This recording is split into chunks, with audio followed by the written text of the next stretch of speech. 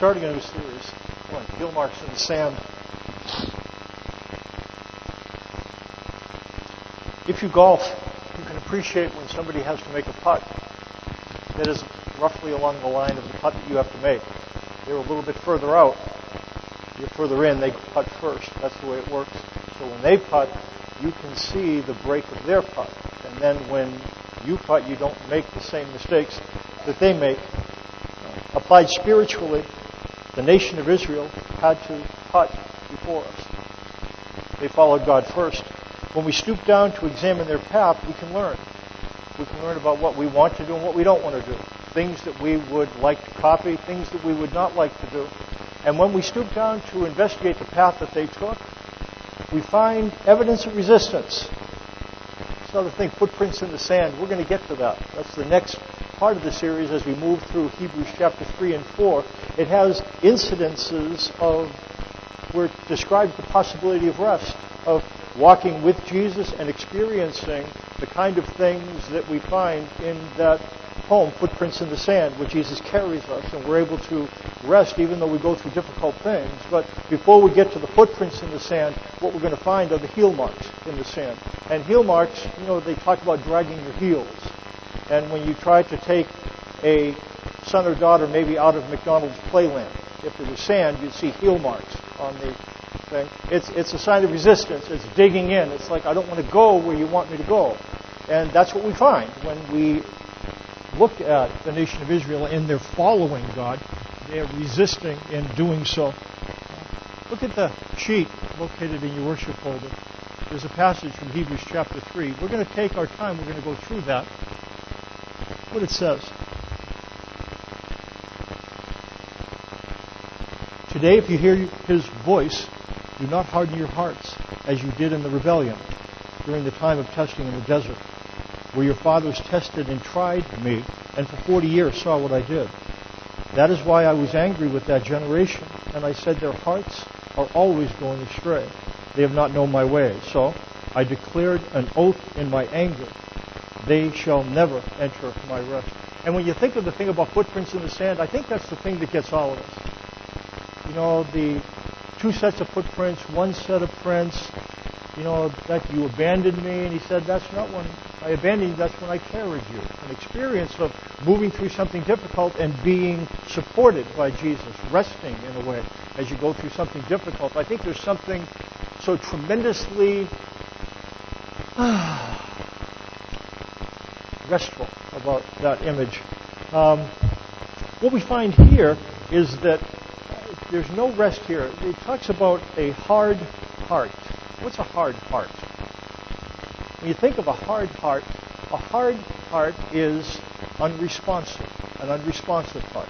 You might call it a resistant heart. God consistently proved his faithfulness in the wilderness. He made water come up from rocks. He let them go across the Red Sea. He did all kinds of things, provide manna on a daily basis. However, all the miracles were not enough to soften the hearts of the Israelites. It wasn't enough to turn heel marks into footprints. They still resisted. So what we find then is their resistance was miracle proof. And then the question is, why did they resist? And again, the reason why we want to look at that, so we can figure out our own resistance. Why do we resist? And maybe we can go to school on their putt, find out what happened to them.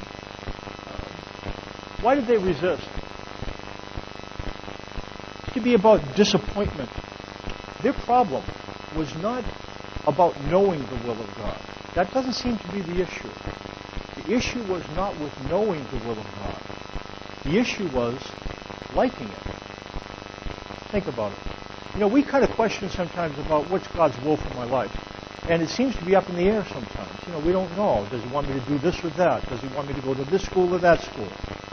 And for them, it was no issue at all about the will of God. They were following the cloud. Remember that?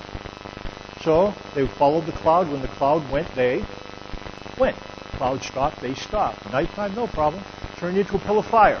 Should we be staying? Well, what's the cloud doing? Should be going. What's the cloud doing?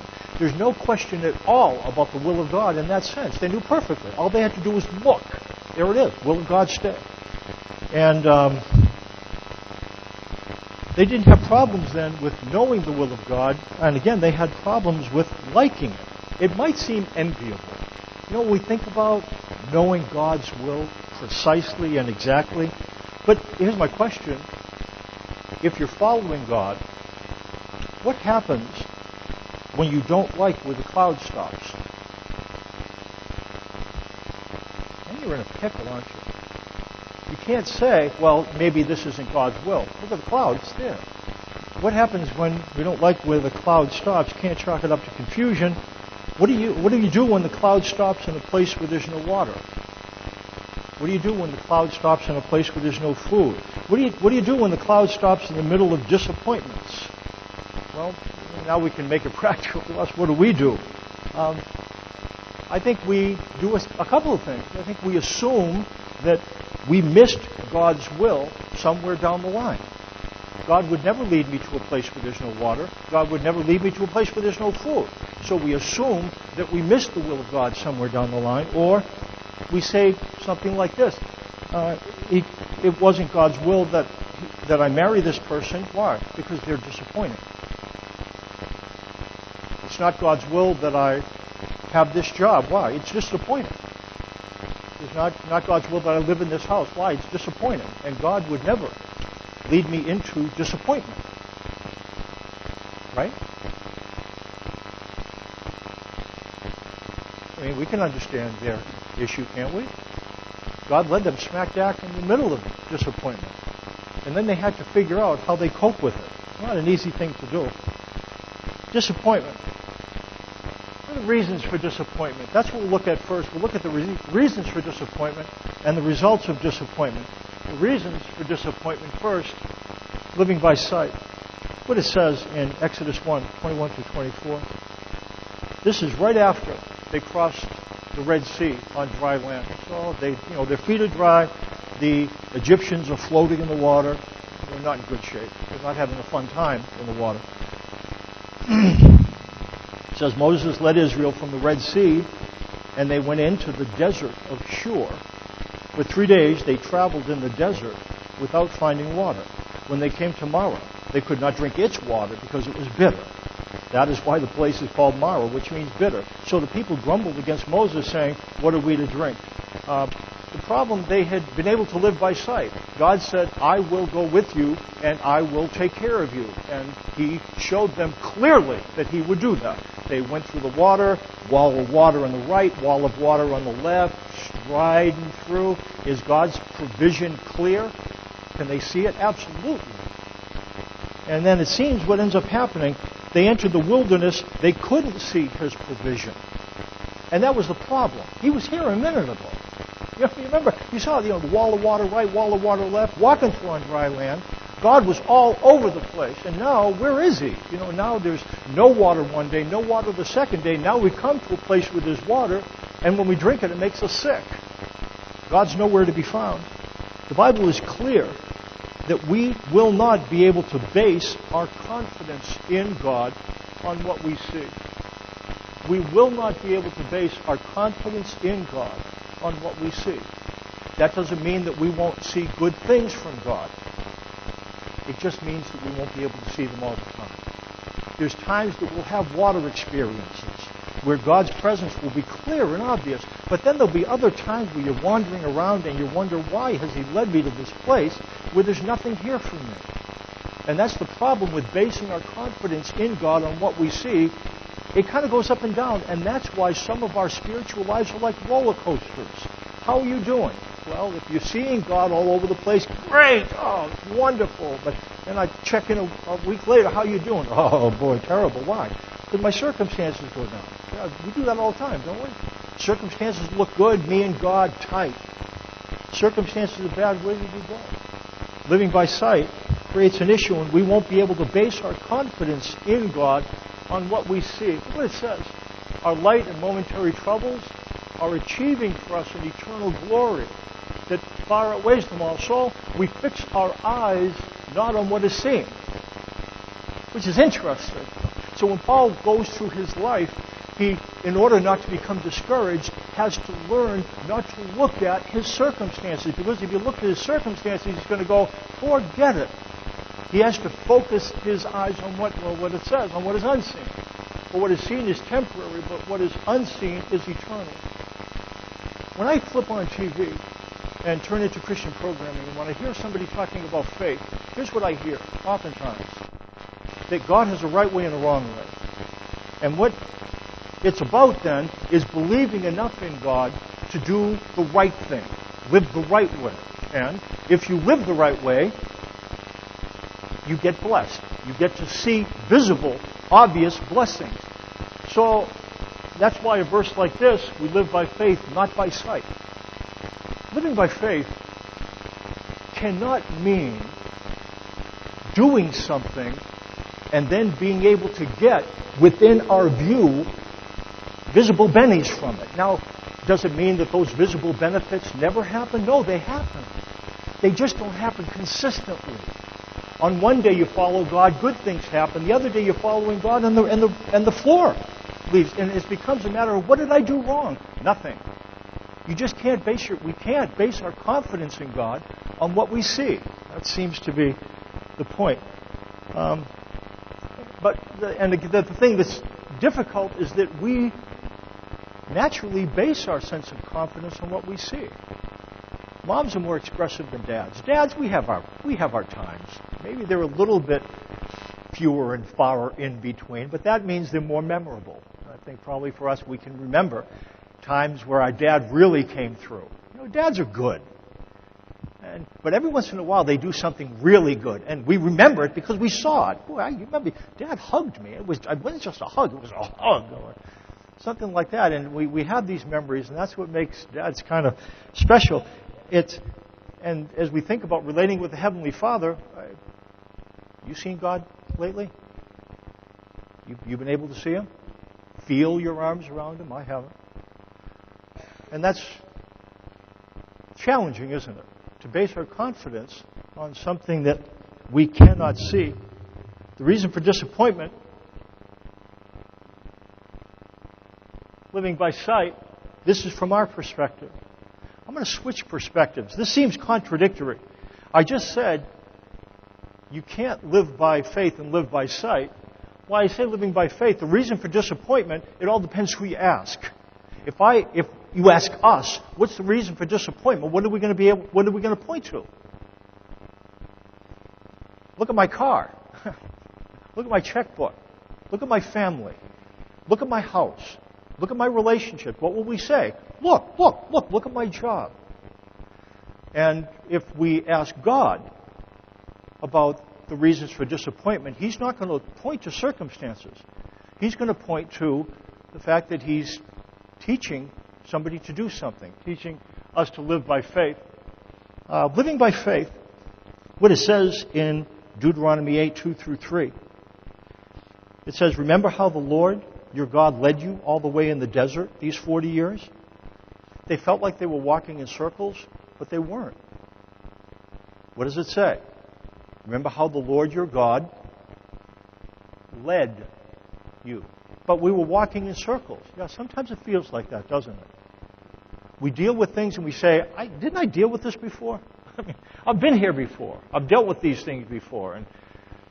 But that's what it seems to be like. God leads us, as He led them all the way in the wilderness these 40 years, to humble you and to test you in order to know what was in your heart, whether or not you would keep His commands. He humbled you, causing you to hunger, and then feeding you with manna, which neither you nor your fathers had known, to teach you that man does not live on bread alone, but on every word that proceeds from the mouth of the Lord. When God wants to teach somebody to live by faith, He does a couple of things. Number one, He causes them to hunger.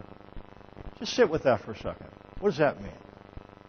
So, in order to teach us to live by faith, God's going to cause us to hunger.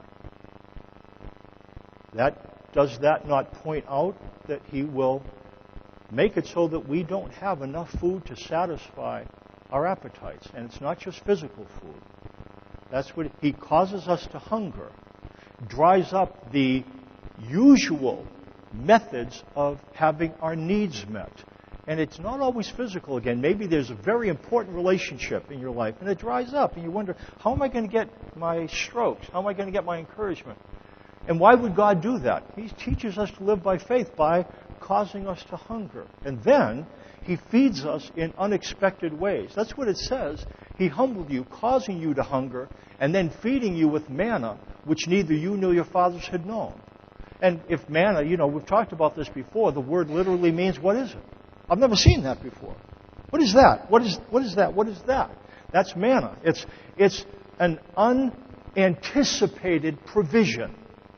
And it points out that's what God does. He causes hunger and then causes that need to be provided for in a manna way. What is that?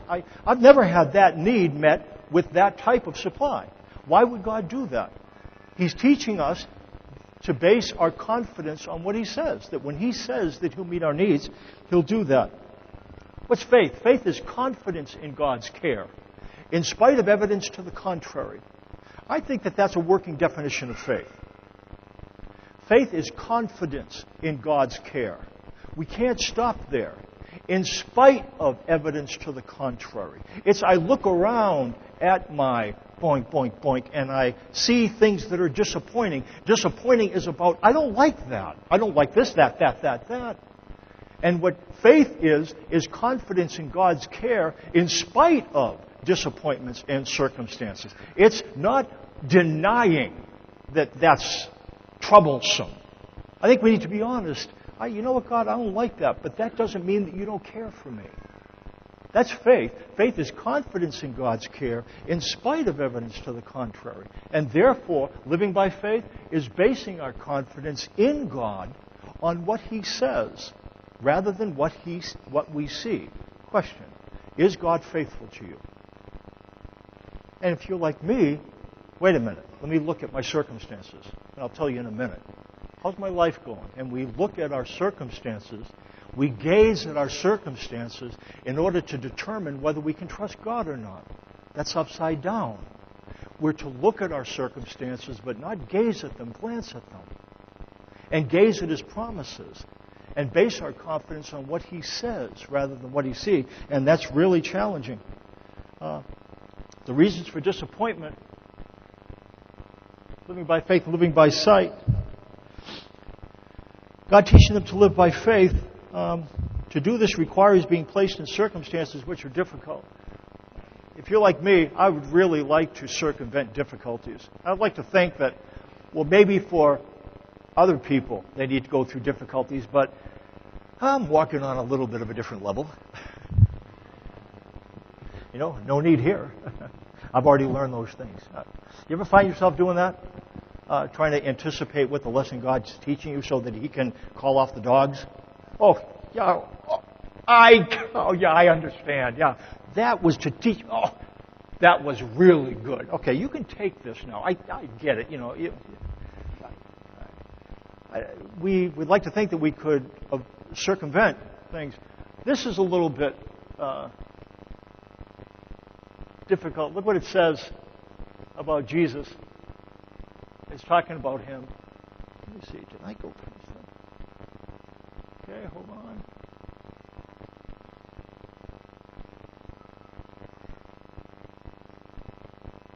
This is disappointing.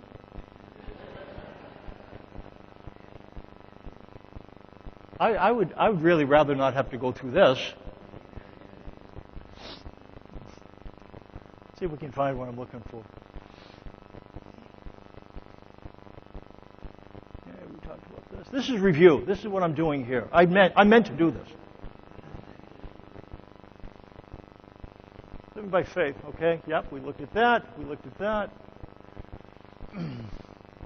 Endure hardship is discipline. God is treating you as sons. Our fathers disciplined us for a little while as they thought best. Father's discipline indicates here that God is like a father, but His discipline is in line with our sharing in His holiness. It says, no discipline seems pleasant at the time, but painful later on, however. It produces a harvest of righteousness and peace for those who have been trained by it. And God, again, will allow us to experience difficult things in order to raise us up to be the children He wants us to be. It's not possible to learn to live by faith without difficult circumstances. During the day of Jesus' life on earth, He offered up prayers and petitions with loud cries and tears to the one who could save Him from death, and He was heard because of His reverent submission. Although He was a son, He learned obedience from what He suffered. What it indicates here is that Jesus, being perfect, was God and fully man. But there was something that Jesus had to experience in order to be able to enter into our experience, and that is continue to walk in the direction His Father would have Him to walk while His circumstances would blow against Him. And His body wanted things that His walk with God wasn't provided. So in the wilderness, He had to continue to wait for provision even when His body was screaming out, "We want food." And He said, "Wait, He will come." He wanted water. Wait, He will come. And so Jesus then had to learn it. Jesus had to experience difficulty in order to learn to base His confidence on what He said rather than what Jesus was experiencing. And I guess then the point is, if Jesus had to go through it, guess what? God really cares about us. And when God deals with sons and daughters, as being a father, what He'll do, He was and He is committed to teaching us to base our confidence on what He says rather than what we see, because that frees us. It frees us from having to have what we want. We'll talk about resentment. And because God wants to teach us that, He will allow us to enter into places that are difficult.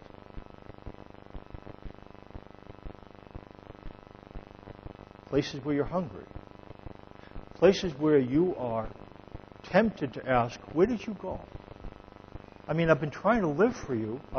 I've been trying to go to church. I've been trying to do the right things. We assume that He's absent, but He's not. It says He's teaching us to live by faith. Disappointment doesn't guarantee that we will live by faith. By the way, the results of disappointment, there's two of them. One of them is resentment. The second one is contentment, but let's talk about resentment first. Look what it says. It says, in the desert, the whole community grumbled against Moses and Aaron. The Israelites said to them, if only we had died by the Lord's hand in Egypt. There we sat around pots of meat and ate all the food we wanted. But you have brought us into this desert to starve this entire assembly to death. And what happened then is that when they didn't have what they wanted, they do what we all do. They resentful. And they look back at the life they used to have and see it as this great life where we ate all that we wanted. But life in Egypt was far from perfect. It's just that when we're in the middle of things that are difficult, anything looks better than that. And they had it hard going through the wilderness, so we can't blame them. But what we do find is resentment can stay fresh. You know what resentment is? Is when you think of something, and the thinking of it produces that feeling again. It's to re-feel something. And when you think of something that you don't have and you really want, every time you think about not having it, it's just like boils up in your stomach. Ah, it's irritating I don't have that. Or it's irritating I have this. And it's not like we want to be resentful. It's that it seems that it just comes up. You ever unwrap something with that saran wrap kind of paper? And when you unwrap it from a box, it's charged with static electricity? I think I probably still have a piece of it on me from like 20 years ago. You know, you take that thing and you just take it with your hand, right? And it's on your hand and you throw it and it goes, you know, then you take it from there. Now it's stuck to your hand again. And so then you try to peel it off with this hand. Finally it's off this hand. There it is on there. And then it sticks. And then finally you have to, I've had to with my foot. I'm trying to get this thing in the garbage disposal. Resentment is like that. We try to get rid of it, but it's hard. It's really difficult to get rid of. It just seems to cling there. We try to pick it off this thing, and it ends up sticking to us somewhere else. Resentment's very difficult. When we forget, while under the influence, it's right there. When the influence wears off, resentment. It's impossible to believe in God's care when we are caught in the whirlpool of contempt and resentment. It's so powerful. What do we do then? It's not. We can try to deny that there are things in our life that are difficult. We could try to deny. You know what that's like? I've said that before. It's like trying to keep a beach ball under the water. You can do it. You can do it. And you can convince everybody that everything in your life is great, but it's like keeping a beach ball under the water, and it takes a lot of energy to keep that up. You can't deny is one thing we can do, or another thing we can do is be demanding. And when we don't get what we want, we can demand it from others. And we can try to control others to make everybody do all the things that make us feel good. And you know what happens with that? Some people just don't cooperate. I mean, just imagine that. They have a mind of their own. I mean, what right do they have not to do what I want them to do? You know, so we can deny or demand, but at some point, we're going to have to accept the fact that we're not going to get what we want. And that gets in the way of contentment. Contentment. Let's talk about contentment. Paul says, I look at on Philippians 4:11 through 13. Paul writes, I have learned to be content whatever the circumstances. I know what it is to be in need, and I know what it is to have plenty. I've learned the secret of being content in any and every situation. Whether well-fed or hungry, whether living in plenty or in want, I can do everything through Him who gives me strength. Paul went from resentment to contentment. How? It says he had to learn it. You don't have to learn to be resentful. All the wiring is in place for us to be resentful. We're really good at it. Unless we take decisive action, our capacity to be resentful will rob us of faith. That just seems to be the truth. To go from resentment to contentment means at some level that we have to take some kind of decisive action. And we learn to take that action in an uneven landscape. That's what Paul said. He learned contentment by going through circumstances that were living in plenty circumstances or living in want circumstances. This is what the wilderness is like, by the way. The wilderness is an uneven landscape, and that's what makes it so irritating. Would you agree with me? I'd rather my life be all bad or all good than good and bad. At least I could prepare myself. If my life is all bad, I can prepare for another bad day today or another good day. But it's the up and down of it. It's a good day today, bad day tomorrow. I feel out of control, and that's what's irritating about being in the wilderness. You can go through desert, and then now there's a spring. Okay, it's wonderful. I'm going to be at the spring. I'd like to be able to stay at the spring, but there goes the cloud. And I got to follow the cloud, and the cloud might go to a place where there's not a spring. And it's the up and down of it. It's the not being able to control where I'll end up that's irritating. You understand that? Am I the only one that's irritated? No, I'm not the only one. You're irritated too. You're just denying it. We try to find the pattern so that we can control our circumstances. 2 necessary skills in order to move from resentment to contentment. Number 1, 2 necessary skills. And 1, know your heart. Know your heart. This can be difficult. It requires quietness. It requires that you don't focus on what somebody else is or is not doing. It means that you look at yourself. Examine your heart. And it means touching things that you might not want to touch. Denial can be better. At least you don't have to think about the things that you have and don't want. The things that you do and don't want. But what the Bible indicates, and I took these clips out of a verse, but you check them out. You cannot have what you want. At some level, you will not have enough of what you want in order to satisfy your desire for that thing. You cannot have what you want. That's what it indicates. And one reason why you can't have what you want is that your desires pull in 2 different directions. If you have what this half wants, this half is disappointed. If you have what this half wants, this half... So, you know what this means? At some level, you and I have to develop capacities to not have what we want. How good are you at that? Have you developed a capacity to not have what you want? Or do you take some of the paths that we all take, deny? Do you have what you want? Absolutely. Yep. Some of us don't deny, some of us demand. No, but here's what you need to do to make sure I do. I think we all need to develop a capacity to not have what we want. Guess what? It's reality. You'll never have all the love that you want, all the significance that you want, all the security that you want, all the peace that you want. You will not have all the happiness that you want now. All the blessing that you want now. You'll have it then on the other side of the grave. Not now. Not only you cannot have what you want, you cannot do what you want. See, there's two sources of contempt and resentment. One of them has to do with what I have. One of them has to do with what I do. I want to do this and I don't do it. I do things that I don't want to do and I get so angry at myself. Look what it says. You cannot do what you want because you want to do two separate things. Have you developed a capacity to not do what you want? So you say, what good is this, Mike? So if I know your heart, examine your heart, it means listen to your heart. Listen to your heart. Listen to me. Listen to your heart. Don't just look at others. I think at some point we want to just push it down. We give it some room. I think sometimes we have to look at what do we have that we don't want? What do we do that we don't want to do? Now, don't just stand there. The second thing is quiet your heart. Okay, how do you quiet your heart? Soothe your desires. And what I'd say is speak to your heart. See, I think there's two skills. One of them is listen to your heart. The other one is speak to your heart. Your heart will say, I want this and don't have it. I'd like to do this and I don't do it.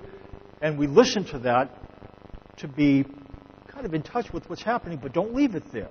Then speak to your heart. And speaking to your heart is about soothing your desires. How do you do that? We've been looking at this verse, and maybe you're sick of it, but maybe if I keep on repeating it, it will get enlarged in your brain. And here it is. What do you say to your heart? Let's try it. Worship team, come on up. Let's just try this. I want you to think about having something that you don't want. It might be your house. It might be a relationship issue. It might be a family issue. It might be a material issue. In fact, this is what I'm going to ask you to do. I'm going to ask you to close your eyes. Close your eyes. Think of not having what you want to have. It might be a job issue. It might be a retirement issue. Think of not doing what you want to do. Something, a capacity that you'd like to have that you don't have yet. Okay, you got that in mind? Close your eyes, and I want to tell you something. Here's what God would say to you, and He wants you to learn to say it to yourself. Be still, and know that I am God. Never will I leave you. Never will I forsake you. Be still. Know that I am God. Never will I leave you. Never will I forsake you. Be still. Know that I am God. Never will I leave you. Never will I forsake you. What happens? Okay, look at me. Do your desires go away? Do they change? Something quiets. And I think this is how we quiet our heart. Know your heart and quiet your heart. Worship team's going to close with a song. Close in prayer in a second. I was talking yesterday briefly to you know that I spent a couple years in China. Doug still makes trips, and I still make trips there. I was talking to a young woman that I got discipled when I was there, and she now is in the earthquake area and has been doing relief there. They're setting up 10 schools, and that was a month ago that the earthquake hit. It's still ravaged, and there's a lot of needs there.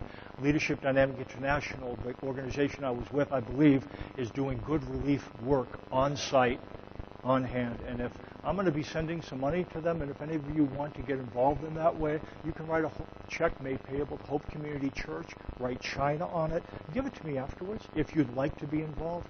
And what will happen, this money will go to Leadership Dynamic International. It'll buy tents, temporary housing, stuff like that. The thing I like about it, they're on site. I know these people. It's not going to be a bunch of overhead. It's not going to get skimmed and sent somewhere alongside. They're on site in the place. So if you want to get involved, come up and see me, okay? Let me pray.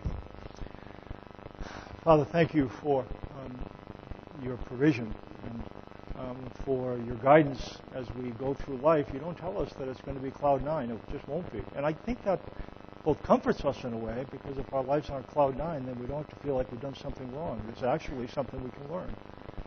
And as we live by sight, that doesn't work. Living by faith, though, basing our confidence on what you say. And what you do say to us is be still and know that you're God. You will never leave us or forsake us. So even though we might not have what we want, we don't walk through the situation alone. Would you give us the capacity to learn to do that? Again, this is a process. We're not going to learn this overnight. Give us the capacity to not have what we want with a degree of serenity, because we know that you walk with us and that you will change things on the far side of the grave. Be with the people suffering in the Midwest, in our country, and in the Midwest of China. In Jesus' name, amen. Anybody want to come up and see me afterwards?